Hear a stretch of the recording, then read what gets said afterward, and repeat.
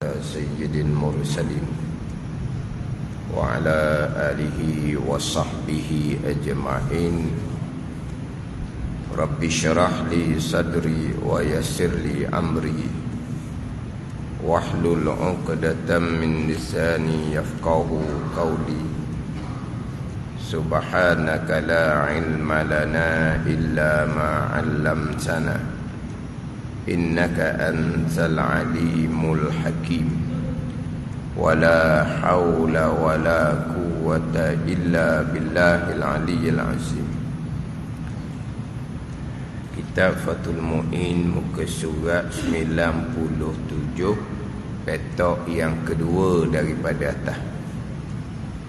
Petok yang kedua daripada atas. Qala al-muallifu rahimahullahu ta'ala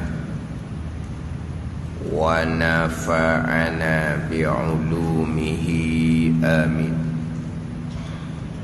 Wa yanbaghi al-istirkha'u li'alla yabqa atharuha fi tadha'ifi syarjil maq'adah.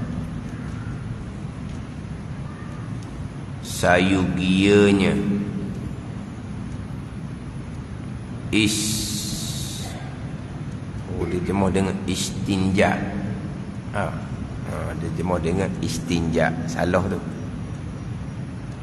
bukan istinja, istirkha.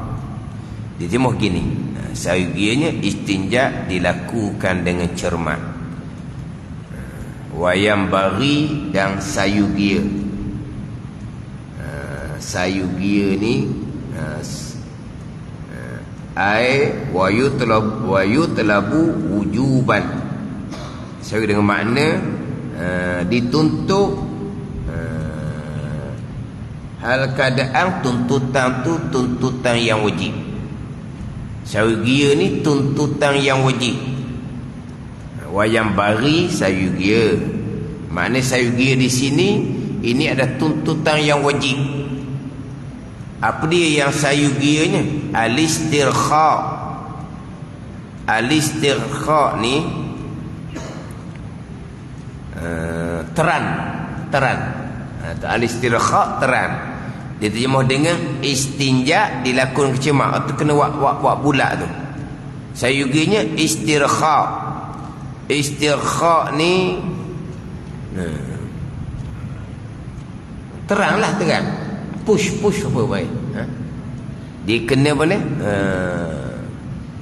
Remuk tu apa? Saya tulis sini remuk keluar sedikit. Apa? Faham tak? Dia remuk. Apa? Ada tak? Remuk. Ni saya tulis kod Jawi. Remuk keluar sedikit. Pada dia kena teran sedikit. Kena teran. Tu kata push tu, teran sedikit. So kenapa sayugia tuntutan yang wajib kena istirkha ni? Agar sisa-sisa najis tidak ada yang masih tertinggal pada lipatan-lipatan di tepian lubang dubur. Di tepian lubang dubur. Supaya agar sisa-sisa najis tidak ada yang masih tertinggal pada lipatan di tepian lubang dubur. Lepas tu kurungan apa ditulis tu tak boleh nak baca lah. Baca kan jadi bunyi pelik pula, salah ditulis. Ada maksud ditulis tu. Apa ni? Hak dia sarjil maq'adah ni hak khipuk tu lah. Hak khipuk di dubur. Khipuk, faham khipuk? Faham khipuk tau? Faham khipuk. Lepas tu hak remuk tadi tak faham? Tak apalah.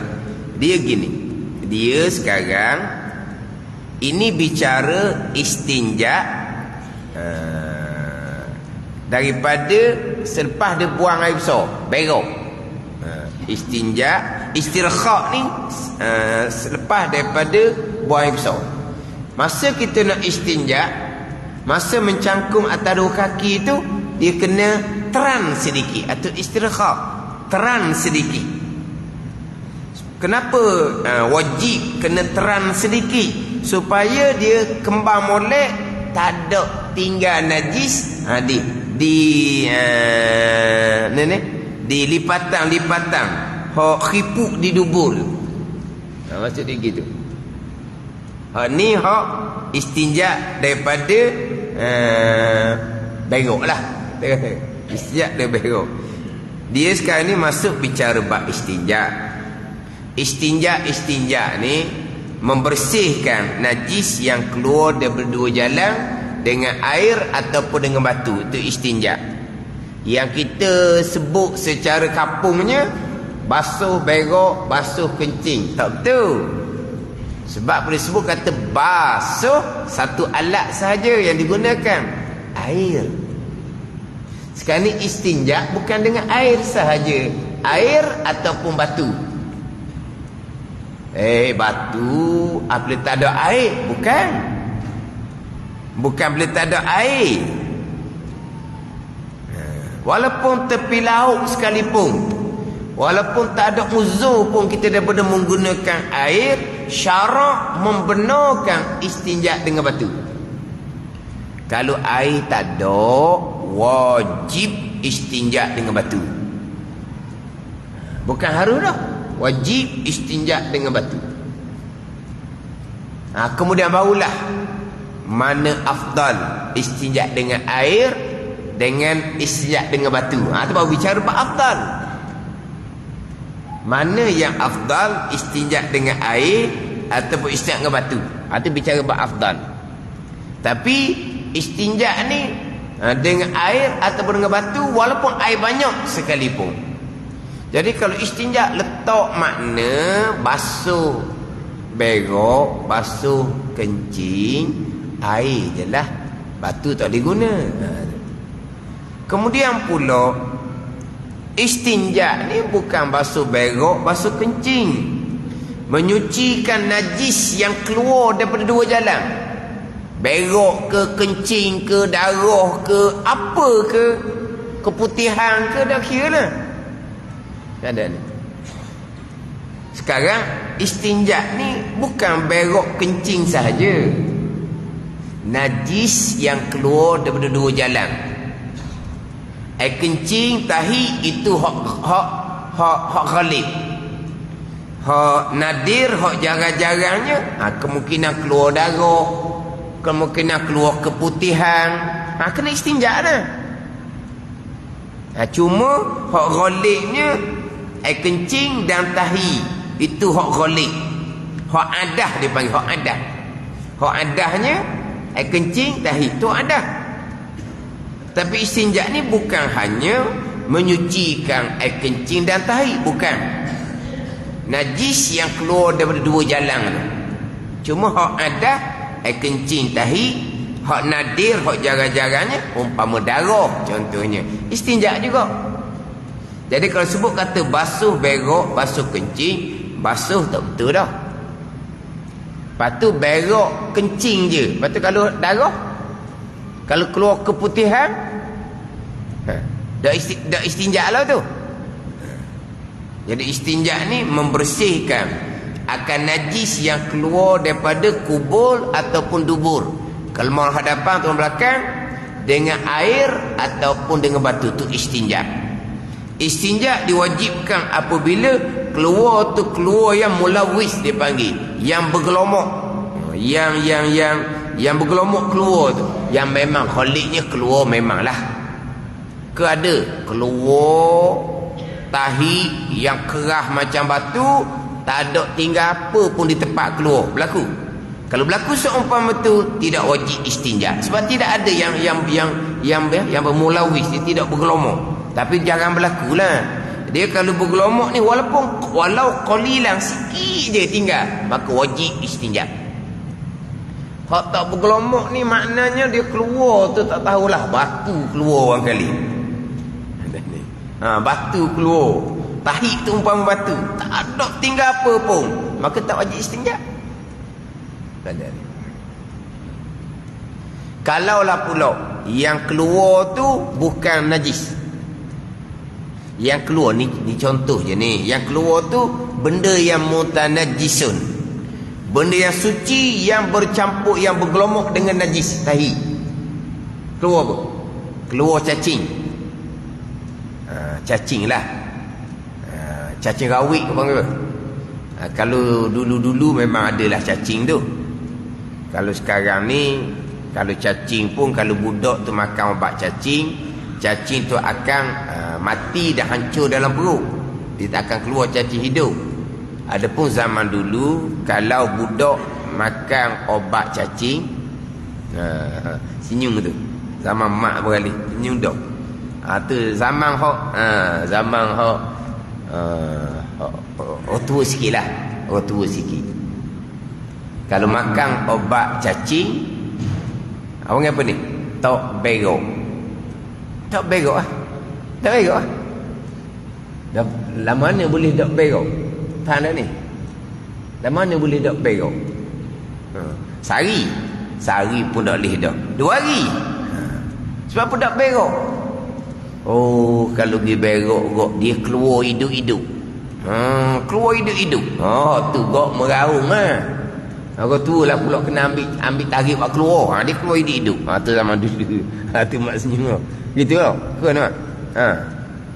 Dia keluar hidup-hidup gitu lah. Meraung lah. Tu kata dok berok tu. Tapi dok berok lama mana? Orang sekarang, budak sekarang tau. Dia makan obat cacing. Cacing tu akan mati dalam perut dan dihancur, keluar tak sedar. Keluar tak sedar. Kalau kita katalah keluar cacing, cacing bukan najis, tapi cacing ni dia bergelomok dengan najis, dipanggil mutanajisun, kena najis. Bila keluar je cacing, menyebabkan di tempat keluar bergelomok dengan najis, maka wajib istinja. Kalau keluar cacing tu, cacing tak ada najis di dia, maka tidak mengotori tempat keluar, tidak bergelomok tempat keluar, maka tak wajib istinja. Tapi biasa kalau cacing kau memang dia bergelomok dengan najis lah, dia akan menyebabkan di tempat keluar tu ada tahi, maka tu wajib istinja. Asalnya keluar cacing tak wajib istinja, tapi dia menyebabkan bergelomok tempat keluar dengan tahi, maka tu wajib istinja lah. Itu contoh lah. Nak contoh benda lain, keluar butir nangka ke bukit, butir cempedak kelek pula jadinya. Tak ada dah orang. Keluar butir rambutan rakyat. Orang sekarang ni tak kenal ada rambutan rakyat, dia ada rambutan kerajaan je. Kenal rambutan rakyat? Kenal rambutan rakyat? Tak kenal rambutan rakyat? Dia kenal rambutan kerajaan. Rambutan rakyat tu hok mani-mani, hok kecil, hok dia punya rambutan dengan butir tu dok lokoh. Pandai dok lokoh. Tidak lokoh pandai ni. Kita kena telan dengan butir-butir. Tu baru kenyang lah. Tapi sekarang ni wallahualam lah, ada dok lagi pokok rambutan tu. Sebab mungkin tak apa laku lah. Dia mani, tapi dia berair sikit. Cuma dia kena telan dengan butir-butir, sebab dia tak lokoh. Lepas tu keluar butir tu contohnya, kalau ada lah. Kalau ada. Keluar benda yang suci yang bergelomok dengan najis, kalau mengotori tempat keluar, maka wajib istinja. Wajib istinja. Sekarang ni bicara bab istinja dengan air. Istinja dengan air ni, apabila kita istinja dengan air, dia kena membersihkan tempat keluar tu sampai kehilang dia punya sifat, hilang dia punya zat jirim, dan hilang dia punya sifat. Sifat yang biasanya adalah sifat bau. Dia kena hilangkan sifat bau ketika kita istinja.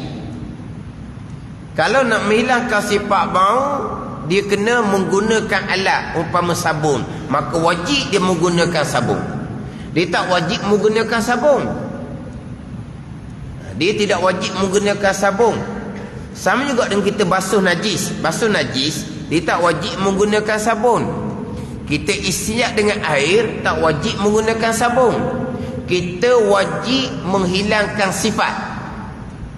Umpama sifat bau, umpama sifat warna.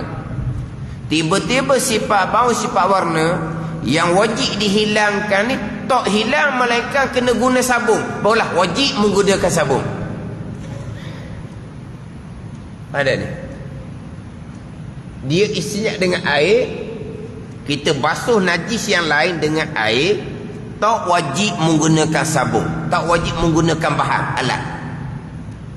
Tapi pada masa kita istinja dengan air, pada masa kita basuh najis yang lain, wajib istinja dengan air dan juga basuh najis hingga hilang sifat. Itu kewajipan. Tiba-tiba sifat tu tak hilang melainkan kena guna sabun. Jadi wajib kita menggunakan sabun. Jadi ketika kita istinja dengan air tanpa menggunakan sabun, bersih dah, hilang dah dia punya sifat. Tak payahkan sabun lah. Cuma macam mana kita nak pastikan hilang sifat? Macam nak pastikan hilang sifat? Umpama bau, takkan kita bukan masalah, takkan kita nak cium, memang tak boleh nak buat pun. Boleh nak cium bau kedai, boleh buat? Tak boleh. Mana siapa dia punya tak boleh. Patut macam mana nak macam ni, nak menyempurnakan kewajipan istinja dengan air sampai ke hilang sifat. Nak hilang sifat ni macam mana? Dengan ghalabatuz zon, kuat sangkaan di hati. Tak wajib yakin, kuat sangkaan di hati. Dan kita gosok walaupun tanpa menggunakan sabun, kita gosok, sangkaan di hati ni kuat dah, sangkaan di hati. Habis dah sifat dengan cara kita basuh tu, maka berhenti, suci dah, cukup. Dia hanya dengan ghalabatuz zon. Kau nak yakin kau payahlah nak kena cium, nak kena apalah tempat tu, dah. Hanya ghalabatuz zon pada ni. Sama juga dengan kita menyucikan najis yang lain, gitu juga. Dia ghalabatuz zon, bukan yakin. Cuma hilang sifat tu lah. Macam masak istinja dengan air ni, memang dah buat macam mana, kita nak tengok macam mana. Hanya kita guna air, gosok, kuat jangkaan di hati, hilang dah sifat, berhenti. Baik dah tu, sesat dah istinja dengan air. Istinja batu dah akan bicara kemudian mana afdal istinja dengan air batu, kita akan cerita kemudian. Kemudian bila kita istinja ni pula, ketika istinja wajib kita kena istirkha. Istibra lain. Istinja, istirkha, istibra. Istinja, istirkha, istibra. Istibra ni apa? Terjemahan tu tak pandai apa. Istibra ni apa? Kita nak pastikan keluar habis. Dengan umpama berdehem, dengan umpama bangun duduk, dengan umpama uruk dengan uruk 3 kali daripada umbi, dengan jari tengah tu di bawah, ibu jari tu di atas, ibu jari di tengah, jari tengah di bawah, kemudian ibu jari di atas. Dalam setengah kitab, jari telunjuk di bawah, ibu jari di atas. Dua tu. Sama ada jari tengah di bawah, ibu jari di atas ketika uruk daripada umbi tu lah. Uruk kemaluan tu lah. Itu dia panggil apa? Istibra dia panggil. Nak memastikan habis keluar. Kalau orang perempuan, dia uruk daripada atas. Dia uruk daripada atas. Atas kemaluan hadapan dia tu. Uruk daripada atas. Orang lelaki dia uruk kemaluan dia. Tapi uruk masa istibra tu, uruk dengan pelan-pelan lah. Dia tak boleh uruk kuat-kuat. Mati pucuk tak ada obat pula, payah pula jadinya. Itu dia panggil apa tu? Istibra. Hani istirkha. Istinja. Istirkha ni kita teran sedikit. Kita teran sedikit. Sekarang kita sudah mencangkung atas 2 kaki, yang mana disunatkan istinja ketika qada hajah. Ketika qada hajah. Disunatkan ketika qada hajah mencangkung atas dua kaki. Ada ni. Disunatkan ketika qada hajah mencangkung atas dua kaki. Bila mencangkung atas dua kaki, dia sudah terbuka. Halaqah dubur, bulatan dubur sudah terbuka. Kawasan hadapan kemaluan perempuan sudah terbuka. Pada masa qada hajah. Pada masa istinja terbuka tu, disuruh istirkha, teran sedikit. Terbuka dah.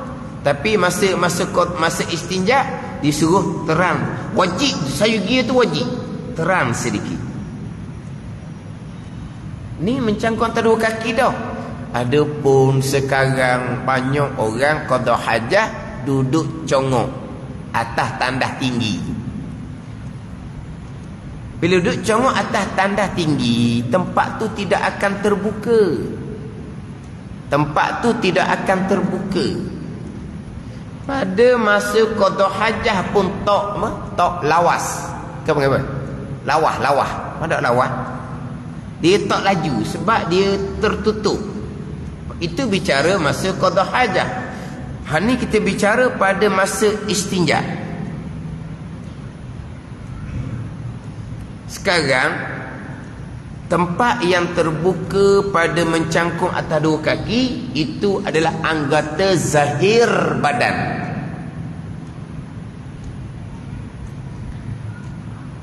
Tempat yang terbuka masa mencangkung atas dua kaki, yang tertutup pada masa kita berdiri, terbuka pada masa mencangkung atas dua kaki, sama ada di bulatan dubur ataupun di kemaluan hadapan perempuan.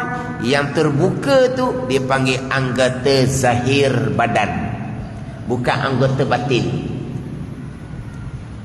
Bila anggota zahir badan, kita bicara sekarang istinja, maka wajib dibersihkan pada tempat anggota zahir badan.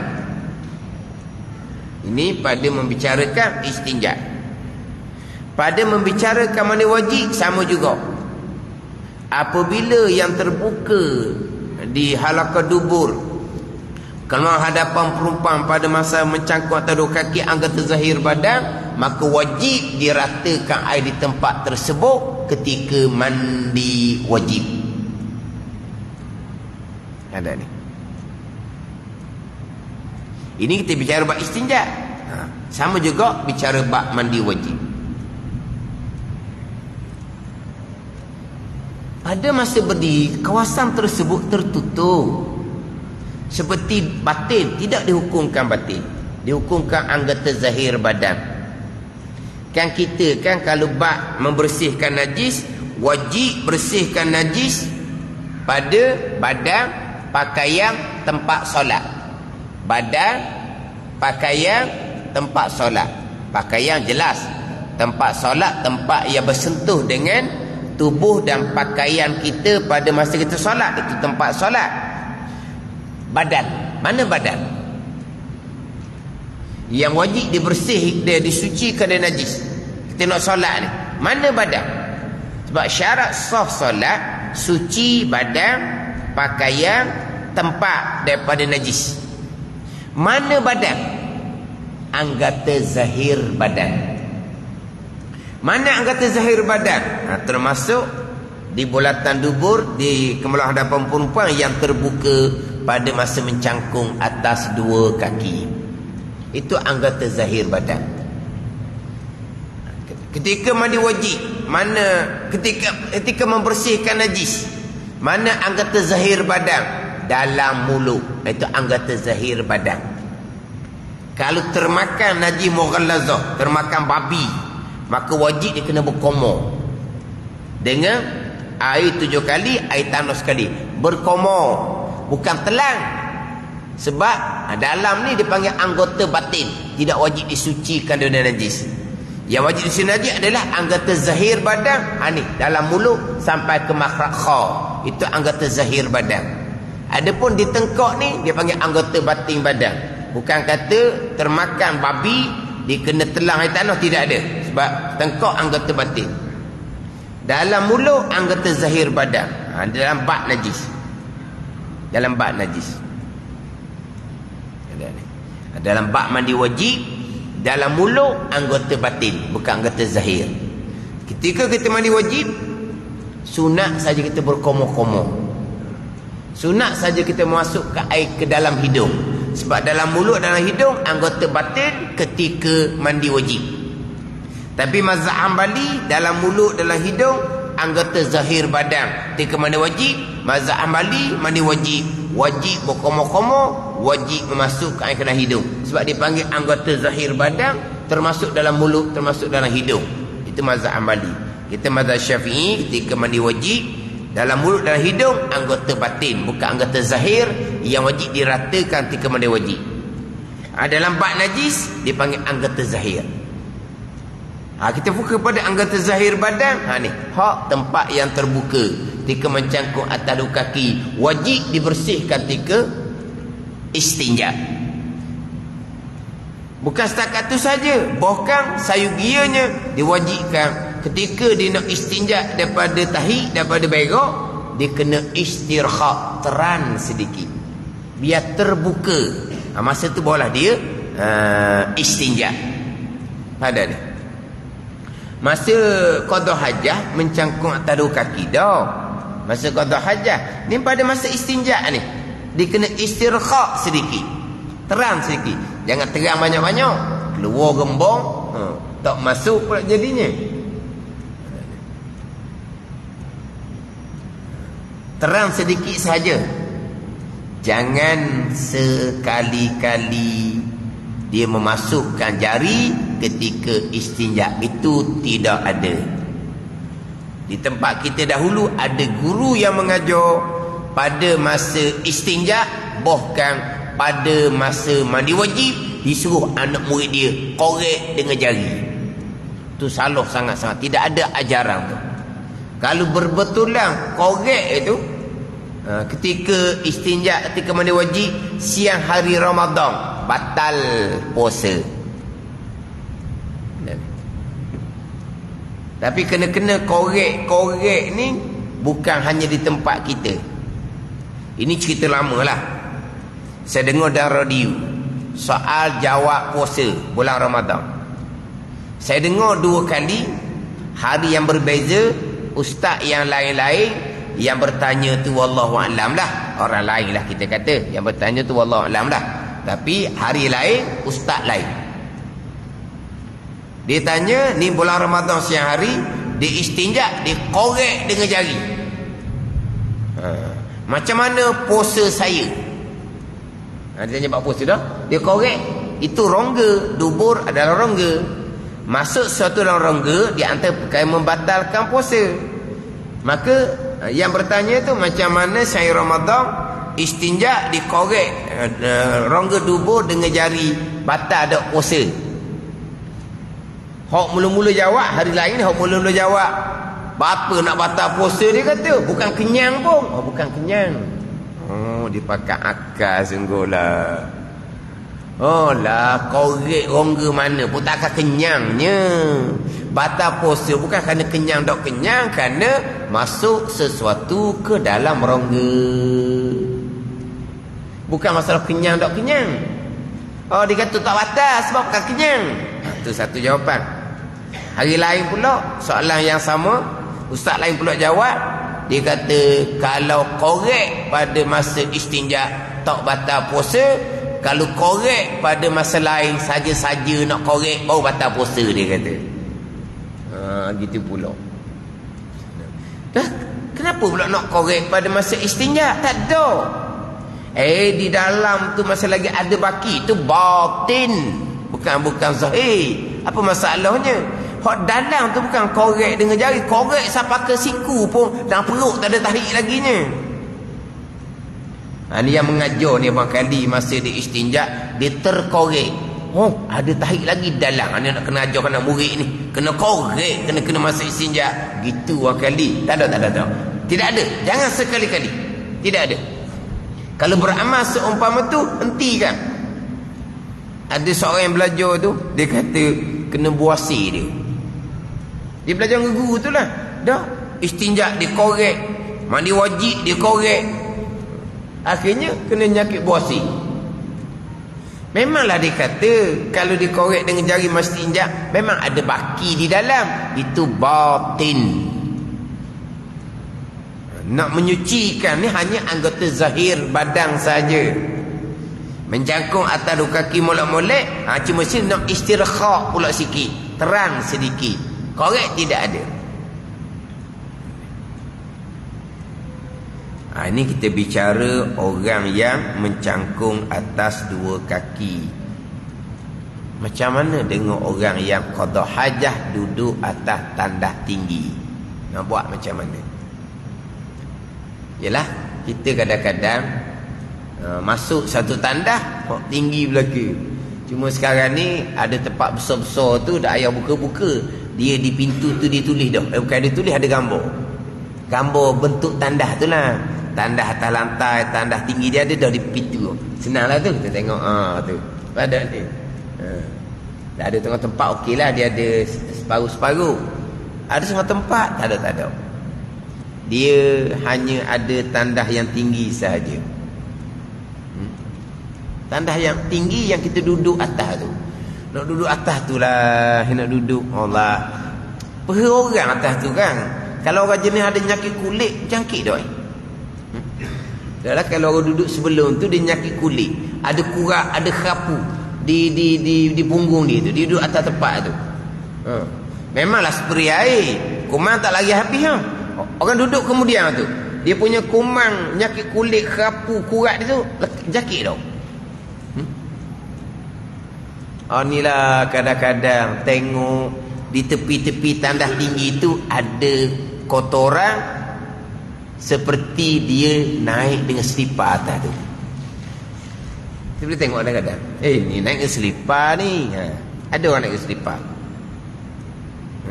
Ada ni, ada naik dengan selipar. Tergelincir tu panggil bomba lagi. Malah tergelincir masuk kaki dalam tu tak panggil bomba.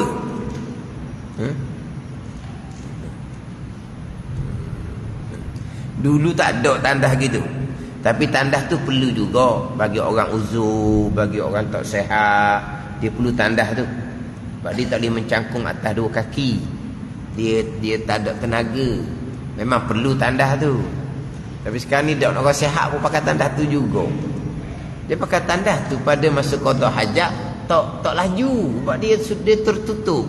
Ni problem ni pada masa istinja. Pada masa qada hajat tu bab lain. Memang tak. Kalau kita nak cepat-cepat lah, tak boleh duduk tandas tu. Lambat nak selesai. Kalau kita nak cepat, kita ni ada urusan nak cepat, memang tak boleh guna tandas tu. Dia kena guna tandas atas lantai sebab mencangkuk atas dua kaki, najis yang keluar laju. Dulu jarang-jaranglah tandas gitu, sekarang itu. Dulu macam-macam. Ada cerita-cerita kelakor orang kampung di Kuala Lumpur, dia tidur di hotel, tandas gitu. Lepas tu masing-masing, kamu macam mana? Dok, kampung mana ada tandas tinggi gitu. Lepas tu orang kampung ni macam mana? Orang ni kata, saya naik atas tu, dia berdiri atas tu, duduk atas. Naik kaki lah atas tu. Orang ni kata gini, orang ni kata gini. Dah orang kampung, orang darat tak pernah jumpa tandas seumpama tu.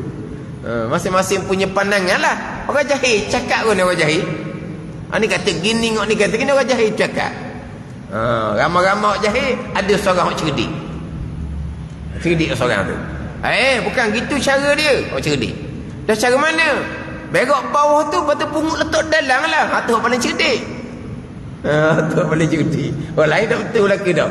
Orang ni naik di atas tu, orang ni begini-begini. Tu orang paling cerdik. Dia kata betul dia. Berok atas latar tepi tu, ambil letak dalam. Tu orang cerdik. Tu cerita lama lah. Tu cerita orang-orang dulu. Sebab dulu tak ada. Semua tandas atas latar. Jadi macam tandas tinggi. Masa qada hajat, satu masalah yang kita nak fokusnya pada masa istinja. Sebab tempat tersebut sudah tertutup. Bayangkan kalau orang tu orang gemuk sedikit, lagilah tertutup. Orang tu gemuk, lagilah tertutup. Macam mana dia nak istinja? Macam mana nak istinja? Oh, istinja turun latah, itu bagi orang sihat. Bagi orang tak sihat,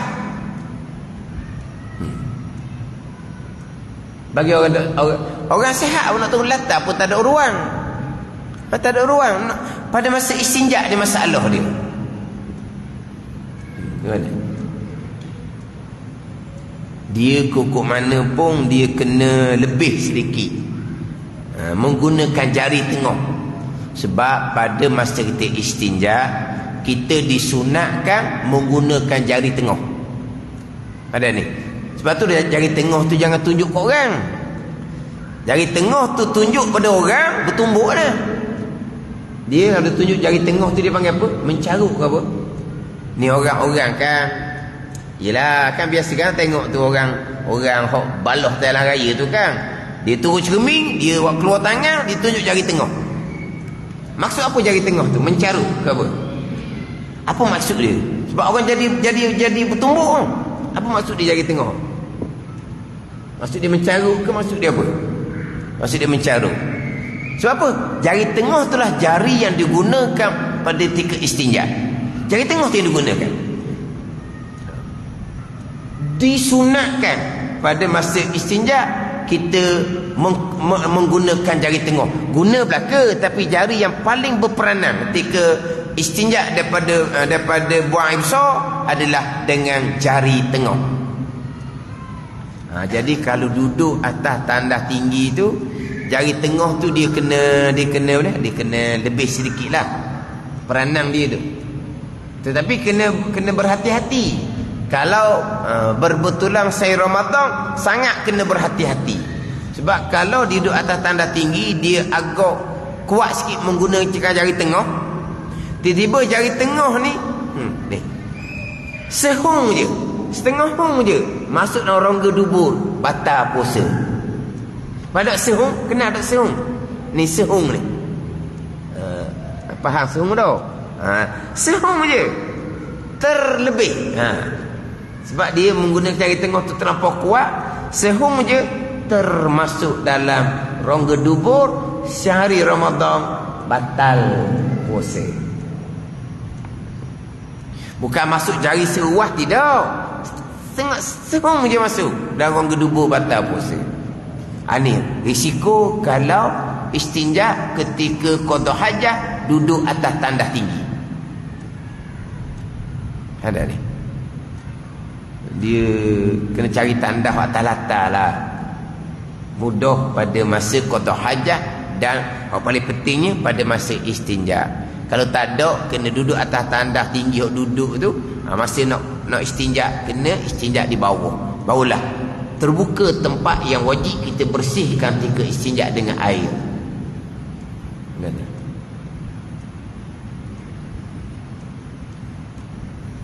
Ini belum cerita lagi orang yang gemuk apa semua, kadang-kadang tangan dia tak apa nak sapa.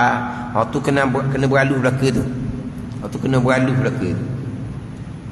Dia gemuk, kadang-kadang tangan tak sapa. Macam mana cara? Itu cerita mencangkut dua kaki. Kau duduk atas tandas tinggi pula, macam mana nak buat tu?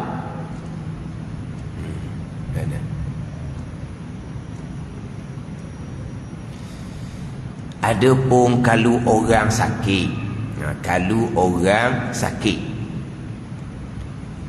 kalau orang sakit ni memanglah dia kena duduk atas tu lah, kena duduk atas tandas tinggi,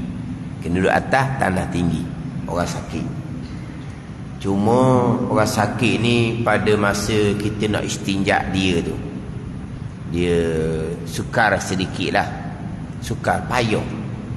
Sebab bukan tuang dia buat.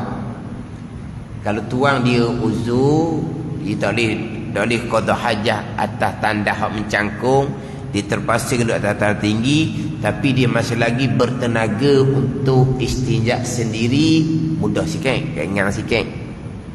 Tapi kalau istinja orang yang buat, tu agak sukar sebab tertutup. Ada ni. Tak boleh nak memastikan. Ni kena tu sikit lah. Kalau kita jaga mak ayah uzur contohnya lah. Kalau kita nak istinja, kita wajib kena pakai sarung tangan. Kita nak istinja mak ayah kita wajib pakai sarung tangan. Jangan pula kata Allah geli ke basuh berok mak ayah. Mak ayah kamu dahulu basuh berok, kamu tak ada geli-geli pun.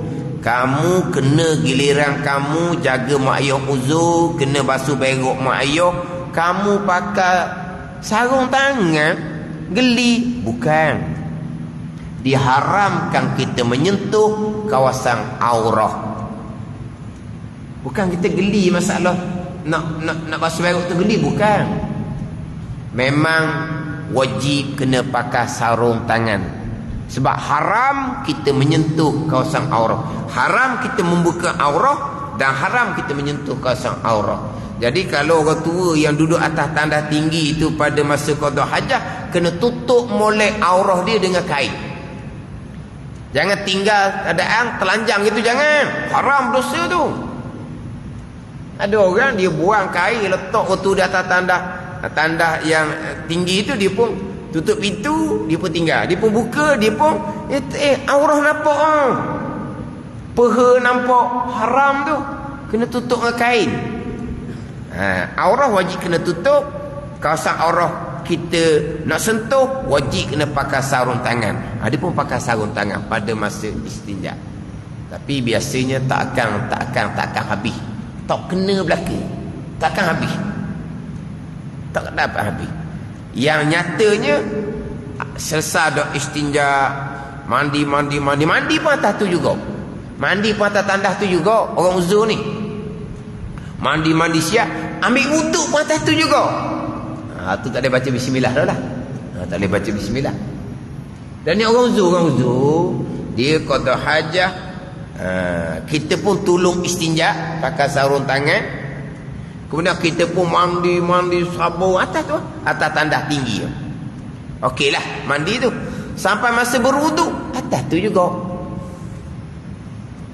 Ada. Ini bukan sengaja, darurah. Tapi yang berwuduk tu tak boleh baca bismillah lah, sebab itu tandas makruh. Selesai berwuduk, kita pun buat keluar, kita pun nak pakai pamper. Di situ kadang-kadang tertinggal lagi tahi warna kuning di pamper. Mana apa tu? Tak selesai. Sebab dia duduk atas tu tertutup. Yang istinjaknya orang lain, bukan tuang dia. Betul macam mana nak semayang ni? Nak semayang, ada tahi lagi tu, nak mana ni? Wajib pula kena pergi basuh pula. Beratlah nak akak masuk bilik air pula. Berat kepada yang menolong dan berat kepada yang ditolong. Sebab yang ditolong pergi mari dia pun sakit juga. Nak macam mana? Terpaksalah pakai mazhab Maliki.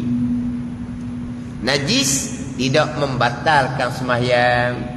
Suci dan najis hukumnya sunat juga ketika solat atau mazhab Maliki. Gitu je lah. Bukan kita sengaja ni istinja buat molek-molek dah. Tapi buat molek pun takkan sempurna. Sebab dia duduk atas tandas tinggi. Kawasan yang nak istinja dengan air tu, dia sudah rapat, tutup molek. Kebetulan pula yang uzur tu agak gemuk sedikit. Memang tak akan sempurna, tak akan habis. Itu cerita orang uzur. Cerita orang sihat. Macam mana ketika istinja, ketika qada hajah atas tandas yang tinggi. Kalau ketika mencegah taruh kaki, senang cerita. Terbuka tempat yang nak istinja dan dia kena istirkhak, teran sedikit supaya terbuka pada masa istinja dengan air contohnya, habis bersih. Itu. Lepas tu wajib istirkhak. Ini bicara qada hajah atas tandas yang tinggi. Tandas mencangkuk atas dua kaki. Tandas rendah yang mencangkuk atas dua kaki. Qada hajah atas tandas tinggi, pandai-pandailah. Pandai-pandailah macam mana nak memastikan kawasan yang terbuka pada mencangkuk atas dua kaki. Ketika duduk atas tandas tinggi, dia terlindung sedikit. Pastikan jari tengah berperanan betul-betul untuk membersihkan kawasan tu. Lepas tu macam nak istirkhak pula, kena istirkhaklah sikit. Ketika duduk atas tandas yang tinggi, memang agak sulit sedikit, tapi kena buat molek lah. Kena buat molek. Ini bagi orang yang sehat. Orang sakit, buatlah setakat yang mampu kita buat. Kalau tak habis juga, ada tinggal najis, macam tadilah. Takkan na'udzubillah air pula. Kita pun susah, orang sakit pun jadi susah. Apakah mazhab Maliki? Maknanya di solat kadang-kadang ada tahiyat lagi baki, sah semayang. Dalam mazhab Maliki, suci dan najis ketika solat bukan syarat sah semayang, tapi hukumnya hanyalah sunat jua. Ini bicara istinja dengan air. Au bisalasi masahatin, atau istinja dengan 3 sapuan dengan umpama batu. Mana boleh pilih antara air ataupun menggunakan batu ketika istinja. Istinja dengan batu syariat khususiyah kepada ummah Nabi sallallahu alaihi wasallam. Istinja dengan air itu syariat yang qadimah. Istinja dengan batu syariat yang hanya dikhaskan pada umat Nabi, tak ada umat dulu. Istinja dengan air umat dulu pun ada dah. Istinja dengan air dia panggil syariat qadimah, syariat lama. Ummah dahulu pun disyariatkan juga istinja dengan air. Wallahu a'lam. Bismillahirrahmanirrahim. Alhamdulillahirabbil alamin. Wassalatu wassalamu ala sayyidil mursalin wa ala alihi wa sahbihi ajma'in. Allahumma iftah alaina futuhal arifin. Allahumma allimna ilma aqdamin wa fahimna famas sabiqin warzuqna ruqat talibin. Allahumma zidna ilman wa alhiqna bis salihin. Wa sallallahu ala sayyidina Muhammadin wa ala alihi wa sahbihi wa sallam. Walhamdulillahi rabbil alamin.